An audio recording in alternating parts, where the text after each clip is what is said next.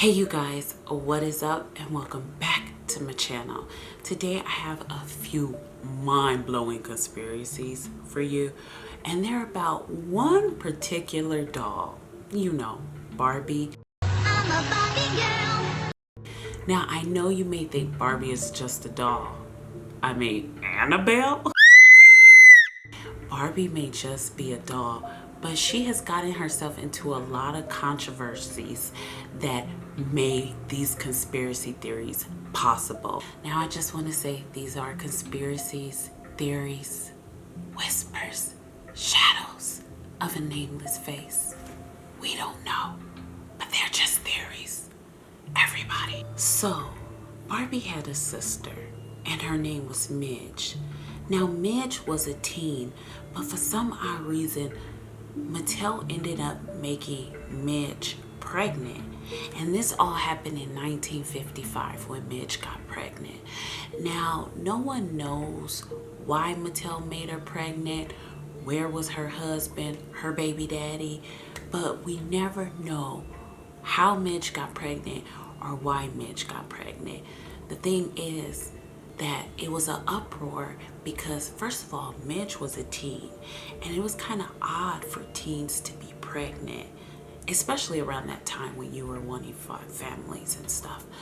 Well, the conspiracy is out there that Midge was actually a teen that was pregnant is because Mattel wanted to normalize pregnancies to very young girls, and eventually these young girls would end up pregnant. Well, you guys, now this is all alleged. Years and years went by, and after Mattel made pregnant Midge in the uproar, they discontinued her. Well, after the discontinue, the network MTV, which everyone knows MTV is for what? The young, the hip, the adult, the young adults coming up. You know, old people like me don't watch MTV no more. But when I was young, in my teens, I used to, you know.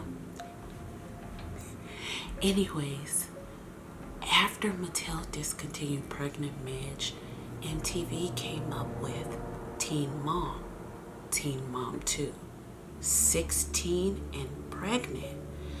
Not only that, TLC's very popular show called Unexpected deals with teen pregnancies, normalizing teen pregnancies into the culture we have today. And all because the very first pregnancy was from a teen named Midge. Mattel, what is going on? This controversy / conspiracy has to do with the first black Barbie doll in 1966 by the name of Francine.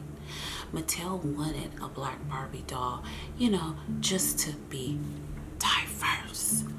Well, people were really in an uproar because they felt that Francine really didn't look like, you know, the typical African American black girl. You know, Francine didn't have, you know, black American features, I would say, whatever that means, but you know, that's what the conspiracy says. Now, because she didn't have those features, people just thought Francine was just Barbie, but with darker skin and just a little shorter than Barbie. So she really wasn't really a black girl. She was more of an Oreo.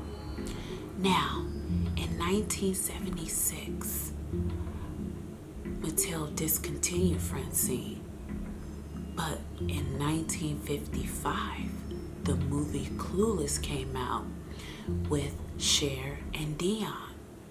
Now, Cher was, of course, in Clueless, played Alicia Silverstone, and Dion plays Stacey Dash.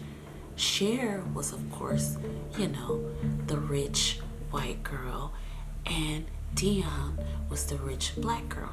Pretty much, Cher and Dion were one and the same, but they were black and one was white.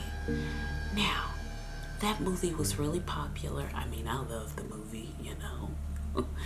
And everyone in the movie called Dion an Oreo. Now this is where the controversy for Barbie goes. 2 years off the back of Clueless comes the Oreo Barbie, and the Oreo is offensive to black people because, Oreo means you're black on the outside and white on the inside. And I know personally I've been called the Oreo my whole entire life, but I'm not an Oreo, And they say the reason why Mattel came up with the Oreo Barbie off the backs of Clueless and After Francine was because they didn't want to, in the beginning, come out with a ghetto Barbie. I know it sounds crazy, ghetto Barbie. Like, really, Mattel? Ghetto Barbie? But people say that Oreo Barbie was more accepted into mainstream culture than a ghetto Barbie would be. I mean, I'm just thinking, like, what would ghetto Barbie have? Like, long nails and an afro, or like a long weave to her butt? Ghetto Barbie. Interesting. But that was so crazy that Mattel actually marketed Oreo Barbie because they didn't want ghetto Barbie. What's going on? Slumber Party Barbie was introduced in 1965. This was Mattel's Barbie doll where, girls would take her to slumber parties and she would be cool. And people loved Slumber Party Barbie. She was a really popular Barbie. But there were a few things wrong with Slumber Party Barbie. It was mainly her accessories. Because at the time, even though slumber parties were popping, Barbie Slumber Party was a little bit different. Her accessories made it sort of weird. So, one of her accessories was a scale. And the scale only went up to 110 pounds. Really, Mattel? 110 pounds for a scale? Not only that, she had an interesting accessory. What do many girls bring to slumber parties besides their dolls? Books, of course, because most girls love to read a good book. Well, Barbie had an interesting book. Well, 2 interesting books. One was How to Diet. And do you know what the other one said? Don't eat.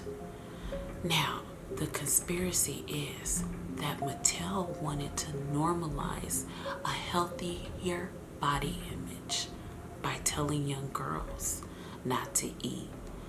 And we could see how that has influenced us now into this day, where we have certain girls who are still bulimic and very anorexic, all thanks to Barbie. Thank you, Mattel, because at the end of the day, I guess a healthy body image is only 110 pounds. Now, this is just a conspiracy, so we don't know, but this is really crazy. This is the most craziest conspiracy of them all that I could find on Barbie and Mattel and what they're up to over there. So if you are really triggered by this, please, please, please subscribe, follow me on my social media sites, and skip the video. But if you are not triggered, then let's just jump into it. But you will be very triggered by this. So, in 2008, Mattel came out with the Black Canary Barbie doll. I mean, there's really nothing wrong with this Barbie doll. Fishnets, a bikini, but it was a problem. It was a patent leather bikini, very shiny, glossy leather bikini. A lot of moms were in an uproar by this Barbie because they thought it had S&M, BDSM Barbie tones. Well, in 2008, when the Barbie came out, it didn't do well in sales because people felt that it was making domination and submission, BDSM culture, it was bringing light to that culture for young girls. The movie 50 Shades of Grey came out.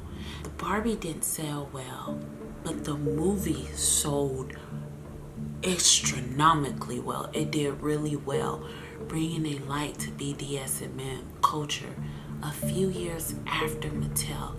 What people are saying, right after that Barbie came out, it was discontinued about a year or a year later.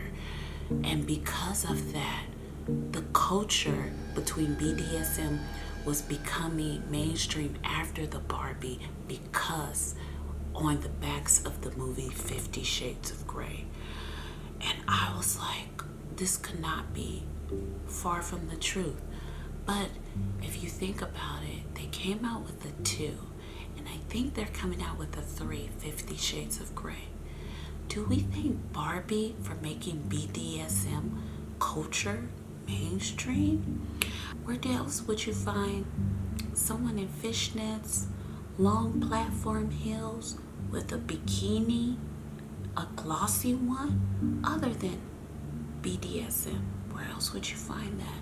I thought it was mind-blowing that thanks to Mattel, BDSM culture is now prominent. Everybody's wanting to be tied up. Well, that's the last of the conspiracies. Let me know, what do you guys think in the comments down below? Is there any validity to these conspiracies, or is it just all hoopla and all in the crazy people's internet heads? Let me know in the comments down below. Make sure you subscribe, and I'll see you in our next